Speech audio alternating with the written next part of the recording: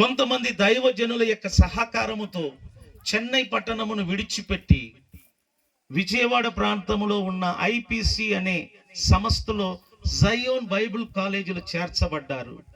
అక్కడ 2-3 నెలల్లోనే ఆయనలో ఉన్న మార్పును బట్టి, ఆయనకు వచ్చిన ప్రార్థన పట్ల ఆసక్తిని బట్టి, ఆయన చెప్పే సాక్ష్యము వలన కొంతమంది హృదయాలు కదిలించబడటం వలన అక్కడున్న ఐపిసి సంస్థకు పెద్దలైన నోయల్ శామ్యుయల్ గారి దృష్టిలో పడటము, ఆయన ద్వారా మన ఆంధ్ర రాష్ట్రంలో ఉన్న ఐపిసిలో ఉన్న ప్రతి సంఘాలలో దేవుడు సాక్ష్యం చెప్పే అర్హతను ఈయనకిచ్చాడు. స్తోత్రం చెప్పండి.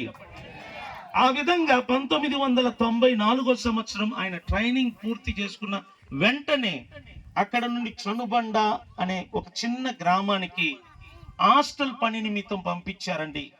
అక్కడ ఆయన హాస్టల్ పనికని వచ్చి 20 మంది పిల్లలను పోషిస్తూ, ఆయనకున్న సేవ పట్ల ఆసక్తిని బట్టి కరపత్రాలు తీసుకుంటూ ఎన్నో కిలోమీటర్లు నడవటము, కష్టపడి సేవ చేశాడు, కష్టపడి పరిచర్య చేశాడు.